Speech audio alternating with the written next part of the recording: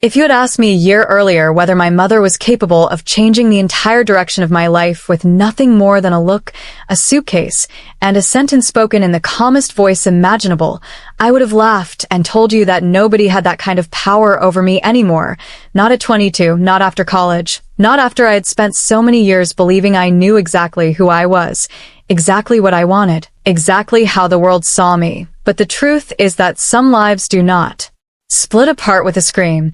They split apart with a whisper, and mine began to change the night my mother stood in the doorway of my childhood bedroom, watched me pretending to be asleep, and said, "I know you're still awake, Daniel, and I think we've both run out of ways to lie." The sentence hit me harder than shouting would have. My room was dark except for the streetlight coming through the blinds, leaving pale stripes across the walls that still held the ghosts of old trophies, posters, and younger ambitions. I stayed still under the blanket, hoping silence would protect me, but my mother had always been the sort of woman who could hear what people never said. "You don't have to answer tonight," she went on, her voice steady, almost gentle, "but tomorrow morning I want you downstairs at 8, and I want you to trust me enough to listen." Then she closed the door, and that should have been the end of it for the night. But I lay there until dawn with my heart pounding so hard it felt like someone knocking from inside my chest, because I knew what she meant, or at least I thought I did, and I was terrified that after all these years of careful performance, of lowered voices and sharpened shoulders, and every little gesture rehearsed into masculinity, my mother had finally seen what I had spent half my life trying not to see myself. I did not sleep. At 7:57, I was sitting at the kitchen table in an old sweatshirt, staring at a mug of coffee I was too anxious to drink. My mother stood by the counter in a cream blouse and dark slacks, composed as always, the kind of woman who made ordinary mornings feel like board meetings with fate. She slid an envelope across the table toward me. "Open it." Inside were 3 things: a salon appointment card, a folded receipt from a clothing store I had never entered, and a handwritten note in my mother's neat, exact script. I unfolded it with shaking fingers. "Daniel," it read, "I am not trying to erase you. I am trying to rescue the part of you that has been asking for air since you were a child." I looked up so fast the chair legs scraped the tile. "What is this?" My voice came out harsher than I intended. Her expression did not change. "A plan," she said. "And before you stand up and accuse me of meddling, controlling, or losing my mind, I want you to sit there and remember every time you thought nobody noticed." Heat rushed into my face. "Noticed what?" "The way you stayed too long in the mirror when you were alone. The way you hated getting your hair cut after age 12. The way your whole body used to go quiet when you watched actresses on television, not because you wanted them, but because something in you wanted to be as effortless as they looked. The way you stole your cousin's cardigan when you were 14 and hid it for 3 weeks under your mattress. The way you came home from college more unhappy every semester, like wearing your own name had become a weight." I could not breathe properly. There are moments when you think you are keeping a secret and then discover it has been living in plain sight for years, visible to the people who love you most, visible in every flinch and every pause. "Mom," I said, but that was all I could manage. She sat across from me then, leaning forward, her hands folded. "I am not confused, and I am not playing a game. I am saying that I think you have spent so many years becoming the son you believed I wanted that you never let yourself become the person you actually are. You can't know that." "No," she said softly, "I can't know it the way you know it. But I know pain when I see it. I know hiding. And I know that your father taught you many things, including how to disappear inside the role of a man who never feels safe enough to be uncertain." At the mention of my father, something in me shut down. He had been gone for 3 years by then, dead from a heart attack, so sudden it had felt less like death and more like a door slamming in the middle of an argument nobody got to finish. He had been a disciplined, proud, sharply defined man who believed life only worked when each thing stayed in its proper place. Boys were boys. Men were men. There was strength in certainty, weakness in confusion, and while he never said the cruelest version of those thoughts out loud, they had shaped the air of our house for as long as I could remember. My mother seemed to read every emotion crossing my face. "This is not about defying him," she said. It's about freeing you. I let out a bitter laugh, because freedom was not what the envelope felt like. It felt like exposure. Like being cornered by tenderness, which is somehow worse than being cornered by force. So, what? You booked me a makeover? I said, trying to make it sound ridiculous. You think a salon and some clothes are going to solve whatever you think is wrong with me? I don't think anything is wrong with you, she replied. I think you've been at war with yourself for a long time, and I think the first step is to stop acting like your reflection is your enemy. I pushed back from the table. You don't get to decide who I am. No, she said, still calm, but maybe I get to ask whether the person you've been pretending to be is exhausting you. That was the worst part. Not her confidence, not even her precision. It was that she wasn't entirely wrong. I left the kitchen without touching the coffee and spent the next hour pacing my room like a trapped animal, furious at her, at myself, at the strange relief hidden beneath the fear. Because I had imagined being discovered before. I had imagined confrontation, anger, disgust, disappointment.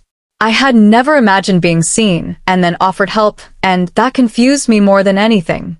I wanted to reject her plan on principle, wanted to tear up the appointment card and throw the clothes receipt in the trash, but the note stayed on my desk all morning, and every time I looked at it, I felt the unbearable pull of a possibility I had denied too long. By noon my mother knocked once and opened the door. The appointment is at 2, she said. If you don't want to go, I won't drag you. But if part of you does want to go and pride is the only thing stopping you, don't let fear make your decision. Then she left, and I sat there staring at the clock, watching my life divide into before and after. At 1:37, I went downstairs in silence. My mother did not smile like she had won. She only picked up her purse, looked at me with something like sorrow and hope mixed together, and said, "Thank you." The salon was across town in a place with tall windows and a name written in gold script on frosted glass. I almost turned around twice before we got inside. The air smelled like citrus, hairspray, and expensive patience. Women sat under soft lighting with foil in their hair, magazines on their laps, lives apparently intact, while I felt like I was walking into a confession booth that could ruin everything. The receptionist greeted my mother by name, which meant this had been planned more carefully than I realized, and that knowledge sent a chill through me. My mother had not woken up impulsively and decided to say those things over coffee. She had been preparing, watching, waiting. This way, the receptionist said, and I followed her with legs that felt numb. The stylist, a sharp-eyed woman named Renata, did not react with surprise when she saw me. She only smiled as if I were any other client arriving for a long overdue appointment. "So," she said, draping a cape around me, "tell me how you want to feel when you leave here." I almost laughed at the question. Feel. Not look, not present. Feel. I don't know, I said honestly. She met my eyes in the mirror. Then we'll start there. My mother stayed in the waiting area. That somehow mattered. This was not a scene where she hovered over my shoulder giving orders. Renata worked quietly at first, asking small practical things, how much change I was comfortable with, whether I wanted softness around the face, whether I minded losing length here or reshaping there, and the longer I sat in that chair, the more the panic shifted into something stranger, a kind of suspended attention, as though my entire body had begun listening. She washed my hair, fingers firm and careful against my scalp, and I closed my eyes because it was easier than watching myself in transition. When she cut, it was not dramatic. No sudden chop worthy of a movie montage. Just gradual refinement. Layers. Shape. Intention. She dried and styled it with a precision that changed the balance of my whole face, and when she finally turned my chair fully toward the mirror, I forgot how to pretend not to care. I did not look like a different person. That would have been easier. I looked like an edited version of myself, as if someone had removed several wrong notes from a song I had been hearing all my life. My features were still mine, but the sharpness I had forced into them seemed less dominant, less necessary. My eyes looked larger. My face looked younger, almost relieved. I stared so long that Renata laughed softly. "There you are," she said. No one had ever said those words to me in a mirror before. When I came out, my mother stood and looked at me in the kind of silence that makes your throat tighten. Too much? I asked, trying to protect myself with sarcasm. She shook her head. No, she said. Not too much. Just closer. We drove to the clothing store next. I would like to say that by then I was suddenly brave. But that isn't true. Every new step felt impossible until it was already happening. The boutique was quiet, elegant, and deliberately private, the kind of place where soft music plays low enough not to interfere with secrets. My mother spoke with a sales associate who did not blink when she measured me, only asked sensible questions about cuts, comfort, fabric, posture. I stood there while she wrapped the tape around my shoulders, waist, hips, and inseam, and I thought about how humiliating it should have felt, how impossible, how absurd, but humiliation requires certainty that something is wrong, and under the embarrassment was a different feeling, one I barely recognized because I had spent so long denying it. It was longing finding a shape. My mother chose nothing flashy, nothing theatrical. That surprised me again. No costume, no parody, no attempt to turn me into some exaggerated fantasy. She picked simple things. A soft knit top in muted blue. Dark jeans cut for a narrower line. A light beige cardigan. A pair of flats she set aside, then hesitated, then replaced with ankle boots instead, as though she knew exactly how far I could go without bolting. When she handed the first outfit over the dressing room door, she said only, "Try it. If you hate it, we leave." I stood under the bright dressing room lights holding fabric that somehow weighed more than armor. Then I changed. Pulling those clothes on was not magical. It was awkward, uncertain, full of clumsy angles, and held breath. But when I stepped out and looked in the three-pane mirror, the silence inside me turned electric. The clothes did not transform me into someone else. They arranged me differently. They made space for a version of myself I had hidden behind bulk, stiffness, and neutral colors for so long that I had forgotten softness could exist without apology. My mother looked up from the chair and for a second seemed unable to speak. "What?" I asked, defensive again. "You look comfortable," she said at last, and that almost broke me. Because comfort had become such a rare feeling in my life that I had mistaken tension for normal. We bought the clothes, then more clothes, then basic makeup, then skincare, then underlayers I blushed too hard to discuss in detail while my mother moved through the store with practical calm, explaining things only when I asked, letting me refuse what I was not ready for. On the drive home, bags in the back seat, the sky darkening into a bruised violet, I asked the question that had been building all day. "How long have you known?" My mother kept her eyes on the road. "Known what?" "That I could not finish." She did. "Struggling? Hiding? Different from the role you were trying to play." I nodded. She exhaled slowly. "I knew you were carrying something from the time you were about 9. I knew it grew heavier in your teens. I knew your father's expectations made you retreat deeper. I did not know what words you would eventually choose, or whether you would choose any at all. I only knew that every year you seemed less alive." I looked out the window because if I looked at her I might cry, and I was not ready for tears to make anything real. "So why now?" I asked. She was quiet for several seconds. "Because last week I found you in the laundry room, holding one of my scarves and crying like someone had died." Shame flooded me so quickly I could barely think. I had not heard her that night. I had believed I was alone. I wasn't. "You don't have to explain," she said. That was the moment I realized waiting for you to bring it up was no longer kindness. It was avoidance. Mine, not yours. After that, everything accelerated in slow motion. That is the only way I know to describe it. Outwardly, each day brought small, manageable steps. Inwardly, every hour felt tectonic. My mother never used pressure when patience would do. She never demanded labels. She never said, "This is who you are now." Instead, she created conditions in which honesty became harder to escape. She converted the spare room into a space for me, not as Daniel from college temporarily back home, but as someone in between identities, someone allowed to experiment without being watched by the whole world.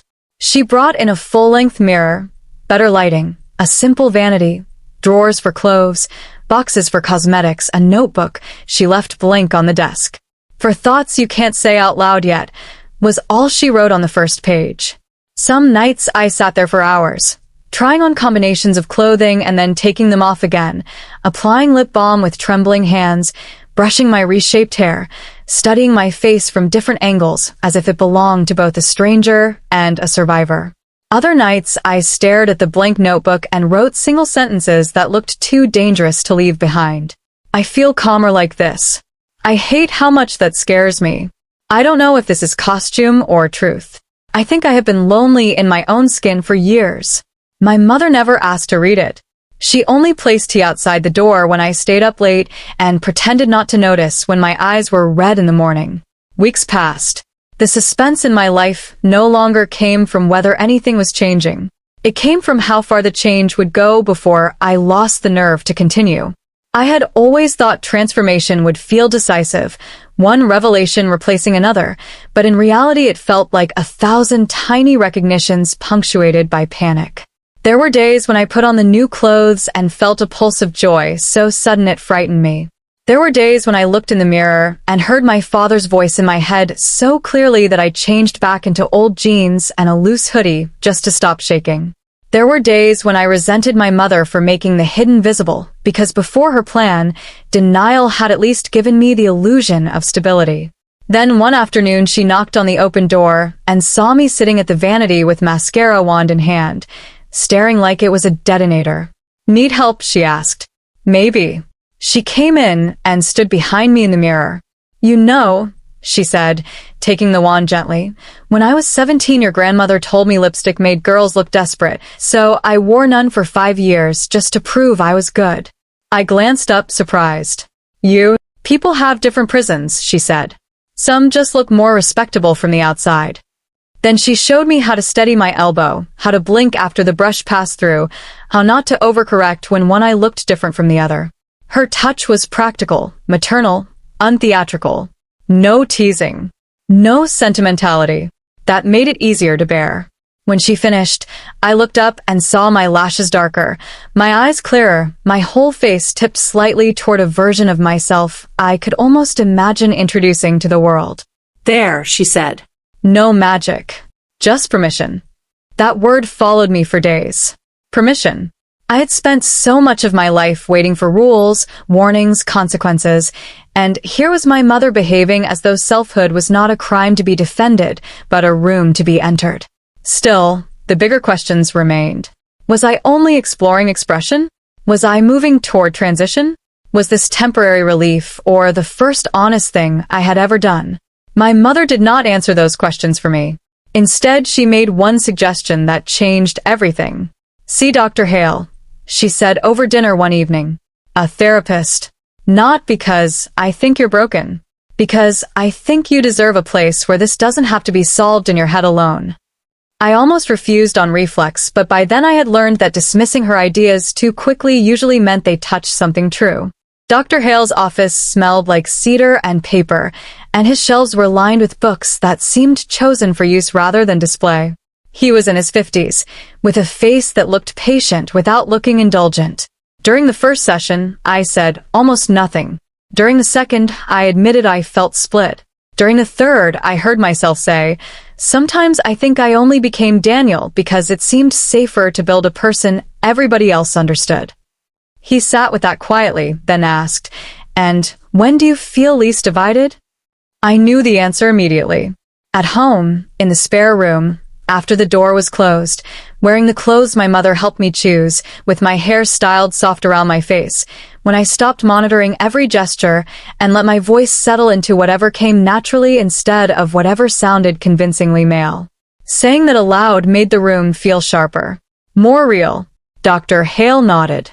"Then maybe part of our work is not deciding what label must fit today," he said, "but paying attention to where peace appears." Peace. Another word I had not associated with myself in years. By autumn, my mother's plan had become less like a plot unfolding around me and more like a bridge I was slowly choosing to cross. She still called me Daniel in front of others because I had not told her otherwise. We had not spoken about names. That silence grew heavier the longer it lasted. One rainy evening we were sorting laundry when she held up a pale blouse of mine and said, too casually, "I can stop saying Daniel whenever you're ready." My whole body went still. "You've thought about it?" She gave me a small look. "Of course I have. Have you?" "Maybe. Do you have a name?" I swallowed. There was one I had written in the notebook months earlier, and then crossed out because seeing it in ink felt too revealing. "Maybe," I said again. "Would you like to hear mine?" she asked. I stared at her. "You have one?" "Only a guess. Not a demand." She folded the blouse, set it down, and said, "Elena." It was so unexpected that I laughed, not because it was wrong, but because it hit something too exactly. "Why that?" I asked. My mother smiled faintly. "Because when you were little you used to love stories about light through windows, and Elena sounds to me like someone who has stepped into the light without apologizing for taking up space there." I looked down before she could see the tears gather. The truth was I had written a different name in the notebook, but Elena stayed with me all night, and by morning I understood that sometimes identity is not found like a buried object, it is grown into like a language. 2 weeks later, sitting across from Dr. Hale, I said, "I think I want to try being called Elena." The room did not crack open. No thunder sounded. He only smiled with quiet warmth and said, "Then perhaps Elena is who we speak to today." I cried after that, not dramatically, not beautifully, just with exhausted relief of someone who has been holding a locked door shut from the inside and finally lets it open an inch. The first time my mother used the name, it was by accident or perhaps by instinct. I was in the kitchen reaching for a glass when I dropped it, and as it shattered, she rushed in and said, "Elena, are you hurt?" We both froze. Even the ticking wall clock seemed to pause. I looked at her, waiting for embarrassment or apology, but she only put her hand over her mouth and said softly, "Well, there it is." I laughed through tears I had no chance of hiding. "There it is," I echoed. From that day forward, inside the house, I was Elena. The difference was immediate and almost unbearable in its emotional weight. Names are strange things. You can survive without the right one, but you cannot fully rest. Hearing Elena in my mother's voice, in Dr. Hale's office, in my own thoughts, changed the atmosphere of every room I entered. It also raised the stakes, because now the transformation was no longer abstract. It had language, and language demands decisions. Telling the outside world was the next mountain. We started small. A coffee shop in a neighboring town where nobody knew us. My mother and I spent an hour getting ready, and I nearly backed out 6 times. I wore dark-fitted jeans, a soft green sweater, boots with a low heel, light makeup, and a coat that made me feel both hidden and visible. My hands were shaking so badly, I had to redo the eyeliner. "We can go home," my mother said for the 3rd time. "I know, but I don't want fear making every choice." Her expression softened with something like pride, though she was too careful to say it out loud. The coffee shop seemed almost painfully ordinary when we arrived. The girl at the counter asked what we wanted. That was all. "No, sir." No second glance sharp enough to cut. No dramatic revelation. We sat by the window with our drinks, and I could barely taste mine because adrenaline made my mouth dry, but after 10 minutes something shifted. Nobody was watching. Nobody cared the way I had always feared they would. My mother stirred sugar into her tea and said, "How does the air feel?" I looked around at students with laptops, an older couple sharing a muffin, rain on the glass, music low overhead. "Normal," I said. "Exactly," she replied. I should have felt triumphant. Instead, I felt grief. For the years wasted imagining catastrophe, where there might have been difficulty, yes, but also possibility. For the boy I had been trained to become. For the girl I might have been allowed to grow into if the world had been kinder, clearer, softer. That grief came in waves over the following months. People talk about transformation as though it is pure emergence, but emergence also means mourning what concealment cost you. My mother understood that better than I expected. Some evenings I would come downstairs irritable, brittle, snapping over nothing, and she would say, "Today isn't about today, is it?" Then I would end up at the kitchen table with my face in my hands while she listened to things I had never said to anyone. How humiliating it felt to realize I had learned masculinity like a survival manual instead of inhabiting it naturally. How ashamed I was of how relieved I felt in softer clothes. How frightened I was that this might be real enough to change everything. How guilty I felt for resenting my father, even in death. How angry I was at my younger self for not being braver, and how cruel that anger was because children should not have to be brave just to know themselves. She never rushed to fix those feelings. She sat beside them with me until they lost some of their power. Then came the twist I did not expect. My Aunt Margaret visited in November.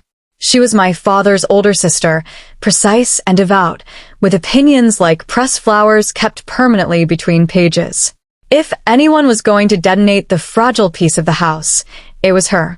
My mother told me the night before, "You do not have to hide in your room." That sounds less convincing than you think. I mean it. This is your home. And if she says something, my mother's gaze hardened in a way I had only seen a few times in my life. Then she will leave. I believed her, yet fear remained. The next afternoon, I heard Margaret's car in the driveway while I was upstairs wearing a long cardigan and leggings, hair down, no makeup except moisturizer. Not fully armored, not fully hidden. For 10 minutes, I stood frozen. Then I heard my mother call up the stairs, "Elena, tea's ready if you want some." It was deliberate. A line drawn in the open. My knees nearly gave out. But I went downstairs. Margaret stood by the table holding her purse, and when she saw me her entire face changed, not with confusion at first, but with recognition so sharp it stunned me. She set the purse down slowly. "Oh," she said. Silence. My mother did not move. I could hear the kettle cooling on the stove. Margaret looked from me to her, and back again. "Well," she said finally, "that explains more than I realized." I had prepared for outrage, shock, scripture, disowning. I had not prepared for that. "You knew?" I asked before I could stop myself. She gave a short, humorless laugh. "I knew your father was trying too hard to make a certain kind of son out of a child who always looked miserable wearing the costume." My mother blinked. I stared. Margaret sighed, as if the years had tired even her judgment. "Don't misunderstand me. I don't claim to understand every modern word for these things. But I understand forcing people into shapes that break them. I watched my brother do it to himself first." She looked at me, then really looked, and whatever else Margaret was, she was not a liar. "You resemble your grandmother around the eyes like this," she said quietly. "It's unsettling." Then, after a pause, "Sit down before the tea gets cold." That conversation did not turn us into instant allies, but it cracked open another piece of family history. Over cups of black tea and brittle biscuits, Margaret told stories about my father I had never heard, about how as a teenager he wanted to study art and was bullied into engineering by his own father, how he once got caught trying on a silk scarf as a joke and was mocked so brutally he burned it in the yard, how after that he built his whole identity around not needing softness of any kind. "He was not born hard," she said, staring into her tea. "He became hard because he thought it was the only way to survive this family." I felt something inside me twist with pity and rage. That doesn't excuse what he did. "No," Margaret said. "It explains the shape of it." After she left, the house felt different, as if a ghost had been named and therefore reduced. My mother found me on the back porch after dark, wrapped in a blanket.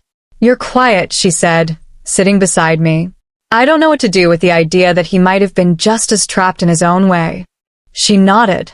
"Sometimes pain is inherited before it is understood." I hate that. "I know." I looked out into the yard, where winter had thinned everything to outline. "Do you think he would have ever accepted me?" She took longer than usual to answer. "I think he loved you," she said finally. "I also think love and acceptance are not always born in the same room." That line stayed with me for months. By winter, I was living more fully as Elena at home, in therapy, and in a few select public places. We began discussing practical steps. Voice coaching exercises online. Research into gender clinics. Reading personal accounts that made me feel less alone and more terrified at the same time. My mother helped with the logistics, but never pushed the destination. You do not owe anyone an accelerated answer. She reminded me whenever panic made me want to either leap ahead recklessly or retreat entirely. You owe yourself honesty. Honesty led, inevitably, to work. I had been freelancing remotely in design, a field conveniently tolerant of camera-off calls and selective self-presentation, but that could not last forever. My mother surprised me again one Sunday afternoon by placing a folder in front of me. I made some calls. I raised an eyebrow. That sounds dangerous. Only efficient. Inside the folder was information about a small design studio owned by an old college friend of hers, a woman named Priya, who needed a junior visual designer and who, according to my mother, valued talent more than conformity. You told her? I asked, alarmed. Only that you were navigating a transition and would need a workplace with intelligence and decency. Mom, would you rather spend 6 months pretending somewhere hostile? I hated that her question had an answer. 2 weeks later, I met Priya in a bright studio filled with plants, mood boards, and people who looked like they had collectively decided life was too short for dullness. I went as Elena. Full stop. My first real professional appearance under my own name. I expected scrutiny. Instead, Priya shook my hand, asked to see my portfolio, and spent most of the interview talking about typography, campaigns, and deadlines. At the end, she said, "You're talented, and you seem thoughtful. If you can handle feedback without collapsing and coffee without snobbery, you'll do well here." Then, with a slight smile, "And for the record, your mother's reputation for dramatic timing is completely deserved." I got the job. I cried in the car before telling my mother because victory, after a lifetime of fear, sometimes hurts on the way in. Starting work as Elena was both exhilarating and terrifying. Every morning felt like a test I had somehow not studied enough for, and every evening I came home wrung out by vigilance. Did my voice sound wrong in meetings? Did my walk look deliberate in a bad way? Was my makeup too visible? Was not enough visible? Had anyone hesitated before using she, or was I imagining it? My mother absorbed these questions with impossible stamina. "You are not a fraud because you are learning," she said one night while chopping vegetables. Everyone learns how to be seen. Most people just do it earlier and under less pressure. That helped, but what helped more was time. Time is the least glamorous part of transformation, and often the most important. Days accumulated, then weeks. Then small evidence appeared that my life was becoming ordinary in the best sense. Coworkers asked if I wanted lunch. Priya introduced me to clients without a footnote.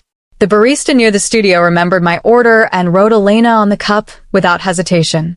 These things sound tiny until you understand the years of dread they undo.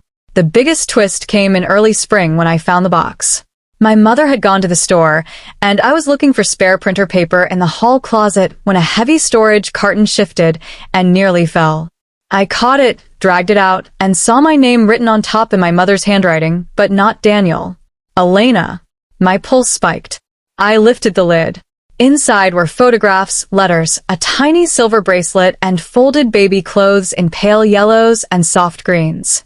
I sat on the floor surrounded by them, confused and uneasy.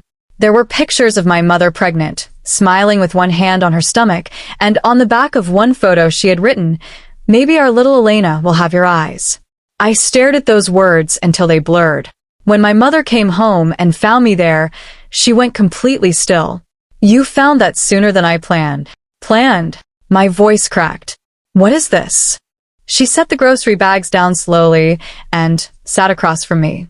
For the first time since her plan began, she looked uncertain. "When I was pregnant," she said, "I was convinced I was having a girl. Not because a doctor told me. I just knew, or thought I knew. I called you Elena before you were born. I bought a few things before we even had the scan. Your father hated that. Said I was inviting disappointment." My chest felt tight. "And when I was born? They said boy, and he was relieved in a way that should have warned me about the years ahead." She reached into the box and touched the bracelet. I packed these things away because it felt foolish to keep them out. Later it felt painful. Then impossible. I looked at the photo again. "Maybe our little Elena will have your eyes." "Did you?" I could barely form the thought. Did you want this? Is that why you did all of this? Because you wanted a daughter and turned me into one. The question landed between us like broken glass. My mother's face changed so sharply that I regretted it at once, but she did not turn away. No, she said, voice low and steady. Listen to me carefully, Elena. I did not do this because I wanted a daughter instead of a son. I did this because I could see that the child I had was vanishing under a life that did not fit, and I refused to keep pretending not to notice. Tears stung my eyes anyway, but the name, the box, all of it. I know how it looks. She leaned forward, pain visible now in every line of her face. Yes, I once imagined a daughter. Millions of mothers imagine futures before their children arrive. That fantasy died the day you were born, and I loved the child I was given. What broke my heart was not that you were a son. It was that you were never allowed to be anything but the version of son your father could understand. I looked away, ashamed and unconvinced all at once. Then why keep this? She was quiet for a long moment, because some part of me couldn't bear to throw away evidence that I had once imagined a softer future for this house. That answer undid me more than any denial could have. We sat on the hallway floor while dusk entered the windows, and I cried with all the confusion of grief, relief, suspicion, love, and old hunger tangled together. My mother did not defend herself again. She let me feel the uglier side of discovery. Later that night, after I had calmed, she knocked on my door. You have every right to question my motives, she said. But do not let the existence of my old dream convince you your life is borrowed from it. I am not writing you. I am trying to help you read yourself. I believed her. Not instantly, not cleanly, but enough for the ground to steady again. That box, strange as it was, became another turning point. It forced me to ask whether I was letting fear reinterpret every kindness as manipulation. That is what long concealment does. It makes trust feel suspicious. Over the next months, I stopped asking whether I was really Elena in some abstract philosophical sense and started asking more practical, more life-giving questions. Where did I feel whole? What future could I imagine waking up inside without dread? Which changes brought peace that lasted beyond novelty? The answers were not dramatic anymore. They were consistent. Living as Elena did not solve every problem, but it reduced the constant background noise of self-surveillance that had made life exhausting. Looking feminine was no longer about playing dress-up. It was about alignment. Being called she no longer felt like risk alone. It felt like arrival. I began medical consultations slowly, with research and reflection and long sessions with Dr. Hale. Nothing rushed. Nothing hidden. My mother accompanied me to the first clinic appointment, but waited outside when I asked her to. She understood, finally and fully, that support could not become possession. On the way home, she asked only, "Do you want to talk?" "Not yet." "All right." 20 minutes later, I said, "I'm scared of becoming more visible than I know how to survive." "You already survived invisibility," she said. "And it nearly hollowed you out. There are truths so sharp they feel like mercy and injury at once." That was one of them. The physical changes at first were subtle. A skin routine that became ritual. Hair growing longer and being shaped with more intention. Better posture. Softer gestures no longer strangled at the source. Later, with careful medical guidance, more changes came, still gradual, still human, still less cinematic than outsiders imagine. Each new sign carried both joy and unease. I would catch my reflection and smile for no reason, then suddenly panic that someone else would notice. I would feel my body shifting and mourn the years it had moved in a direction I never chose. Yet the farther I went, the less I wanted to go back. Not because back had been wholly false, but because it had been incomplete in a way that damaged me daily. One summer evening, almost a year after the envelope at the kitchen table, my mother and I attended a gallery opening for the studio. It was the first large event where I would be introduced to several people from the broader professional network who had never known me before. I wore a deep navy dress, simple and elegant, with a cropped jacket and small silver earrings my mother had given me from the box, the bracelets matching pair discovered later in a jewelry pouch. My hair fell in a smooth wave across one shoulder. My makeup was understated. I had spent 2 hours getting ready and 15 minutes considering not going at all. My mother stood in my doorway in a charcoal suit and looked at me for a very long moment. "What?" I asked, suddenly nervous. Her eyes softened. "Nothing. I was just thinking that courage rarely looks dramatic from the outside." At the gallery, lights reflected off glass and framed prints while people moved in clusters of laughter and professional charm. Priya waved us over and introduced me without hesitation. "This is Elena, one of our sharpest designers, and the reason our spring campaign didn't collapse." People smiled, shook my hand, asked about fonts and brand identity, and where I found inspiration for a particular series. No one looked at me like a puzzle. At some point I realized I had stopped monitoring myself. I was standing with a drink in one hand, discussing color narrative and packaging design, and I was simply there. Present. Included. Real. Then I saw him. My father's oldest friend, Walter, across the room. He had known me since birth. Thick gray hair, military posture, expression carved from old-school certainty. The sight of him chilled me instantly. I felt my mother tense beside me. Walter approached with the grim determination of a man crossing a battlefield he does not understand. "Lydia," he said to my mother, "you look well." Then he turned to me. "Daniel." The old name struck like ice water. Before I could respond, my mother said, clear and level, "Elena." Walter's jaw tightened. He looked at me again, taking in what he had refused to take in from a distance. "I see." There was enough in those 2 words to curdle the air. Priya drifted subtly closer, sensing the shift. I expected confrontation. What came instead was something almost worse. Pity. "Your father would have found this difficult," Walter said. I felt my spine straighten.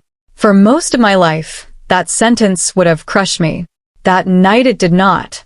"My father found many things difficult," I replied, surprised by how steady I sounded. "That doesn't make me wrong." Walter stared as if I had broken a script he assumed I still lived inside. My mother's hand hovered near my elbow, but did not touch me. She was letting me choose. He exhaled, slow and disappointed. "Well," he said at last, "times change. People stop hiding," I answered. Something flickered in his face then. Not agreement, not approval, but perhaps the smallest crack of reconsideration. He nodded once, stiffly, and moved away. I realized only after he left that my hands were not shaking. My mother looked at me with tears she was too composed to let fall. "You did that beautifully," she said. I laughed, a little breathless. I thought I was going to pass out. "Courage," she said, "is rarely the absence of that feeling." On the drive home, city lights sliding over the windshield, I thought about the title my life might have if someone else were telling it. A mother's plan, turning her son into a daughter. It would sound from the outside like strategy, like control, like one person imposing a destiny on another.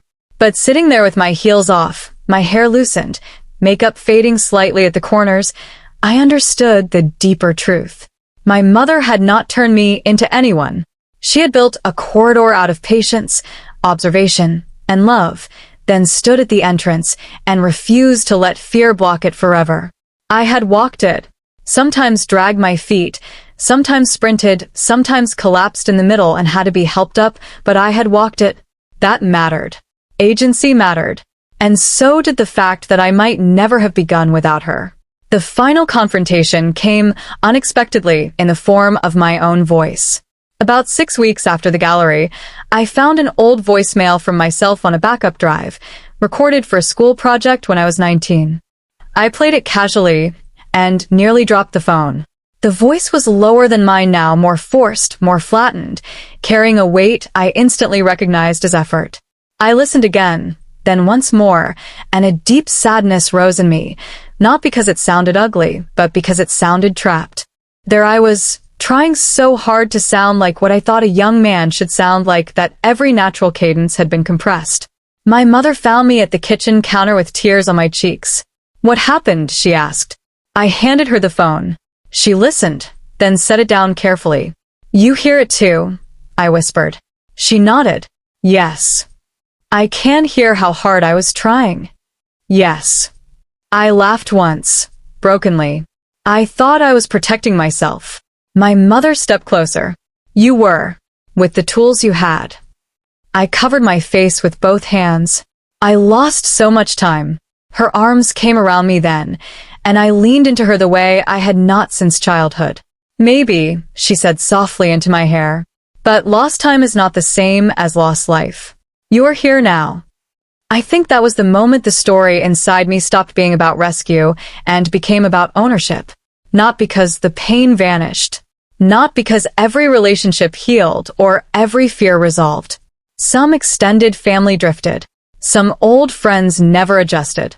There were administrative battles, awkward appointments, moments in public that cut deep, and lonely nights when progress felt too slow or too visible all at once. But the central shame had lost its throne. I was no longer asking permission from ghosts. The anniversary of the envelope came quietly. I woke early and found my mother already in the garden, kneeling among herbs with dirt on her gloves and sunlight on her shoulders. You're up, she said without turning. Couldn't sleep. Good or bad? I considered. Full. She sat back on her heels and looked at me. I was wearing leggings and an oversized sweater, hair tied loosely, face bare. I looked, I suppose, ordinary. To me, that ordinariness was still extraordinary. 1 year, she said. 1 year, I echoed. She stood, brushed off her hands, and from the pocket of her gardening apron pulled out a small envelope. I laughed immediately. Absolutely not. I'm not doing another mystery envelope. It's not a salon ambush this time. That sounds exactly like something you'd say before a salon ambush.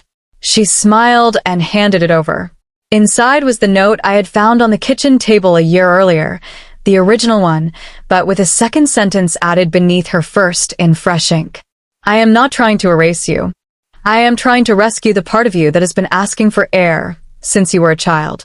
And now that she can breathe, I hope she knows the rest of her life belongs to her. I looked up too fast to stop the tears. You keep notes like this just ready to emotionally destroy people? My mother laughed, and this time the laugh had relief in it, as if she too had survived something she could finally name. Only family, she said. We sat in the garden for a long time after that, saying little. Bees moved lazily between flowers. A neighbor's dog barked twice and gave up. Somewhere down the block a lawnmower started, the kind of ordinary noise that once would have seemed too small for a life-changing scene. But that is the lesson, I think. Lives do not only transform in grand moments. They transform in kitchens, dressing rooms, clinic waiting areas, parked cars, hallway floors, coffee shops, and gardens. They transform when one person sees another clearly and chooses courage over convenience. They transform when fear stops being mistaken for identity. If you ask me now whether my mother turned her son into a daughter, I would tell you the wording is wrong, but the heart of the story is close enough to understand why people use it. She did have a plan. A dangerous, loving, terrifying plan. She planned to interrupt denial. She planned to call beauty by its real name when I mistook it for shame. She planned to stand between me and the world long enough for me to learn how to stand for myself. She planned, above all, not to lose her child to silence.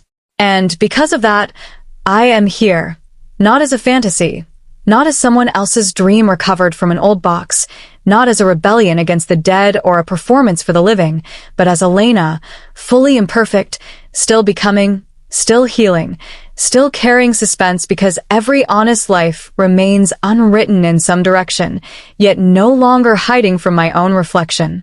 Sometimes I still think of that first morning at the kitchen table, the envelope between us, the terror in my throat, the feeling that one sentence could ruin everything.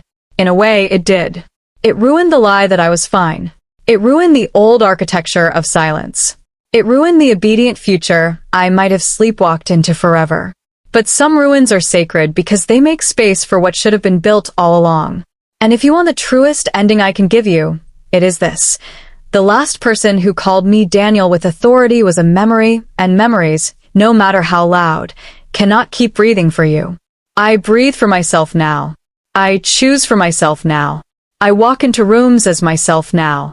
And every so often, when morning light catches the mirror just right and I see my face before doubt has time to speak, I hear my mother's voice from that salon chair, from the kitchen, from the garden, from all the places where this life began to unfold, and I remember the words that terrified me before they saved me.